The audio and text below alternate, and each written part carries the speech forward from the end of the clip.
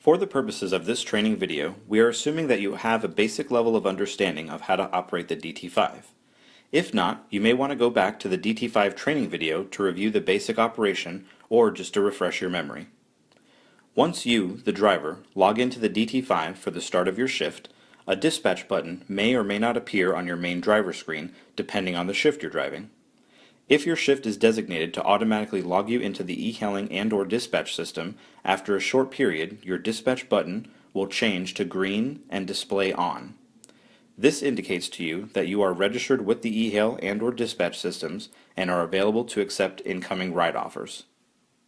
While your meter is vacant, you're not on a break, or have a passenger in the car, and the dispatch button displays green and on, you are available for e-hails and may be hailed by potential passengers at any time.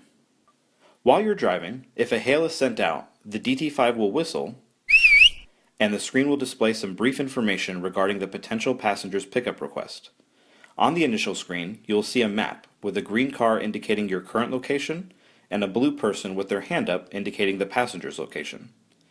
At the top of the map, you will find the approximate travel time it will take to pick up the passenger and their distance from you based on the shortest driving route indicated by the blue line on the map.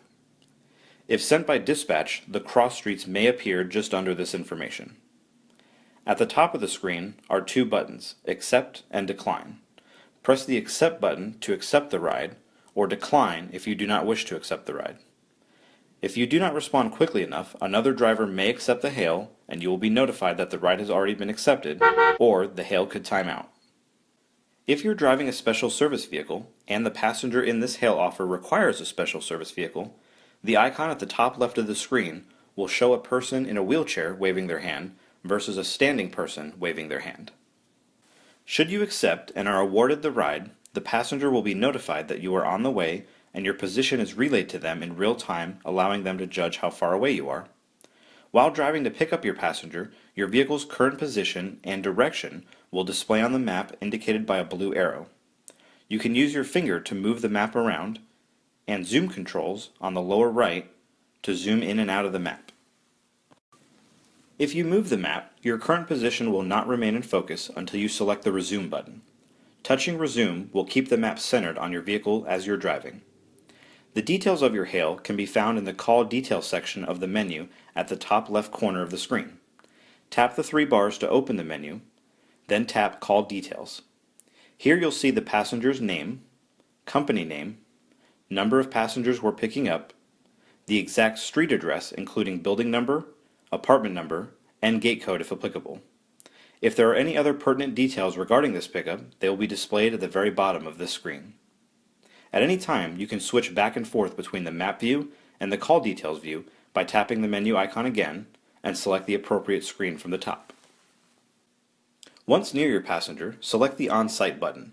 This will send the passenger a notification alerting them that you are arriving at their location.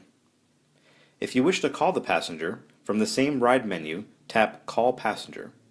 Your DT5 is equipped with a built-in hands-free cell phone and will display the call at the top of the screen. Use the blue speaker icon to adjust the call volume if needed. Hello? Hey, this is Chris, your driver. I'm out front. Great, I'll be right out. Once the passenger is in the cab and you're ready to start the trip, tap Start Trip at the top of your screen or press the F1 button as you normally would to start the meter. If the passenger has pre-selected their destination, the DT5 will display a map and a suggested shortest route to their destination. You can choose to follow this guided route or deviate if the passenger desires. Remember, the exact street address of the destination can be viewed from within the main menu under Call Details. If the passenger did not pre-select their destination, the DT5 will display the same screen you're normally used to seeing while a ride is in progress, and you'll need to ask your passenger where they'd like to go. If the passenger does not show up once you're on site, you can't reach them by phone, and you've been on site for at least 3 minutes, you can mark the ride as a no-show by pressing the no-show button at the top of the screen and continue on with your shift. For e-hail rides, the passenger will be notified that you were unable to locate them and they will need to hail again. If the ride originated from dispatch, your dispatcher will be alerted of the no-go. When you've arrived at your passenger's destination, time off the meter as you normally would by pressing F1.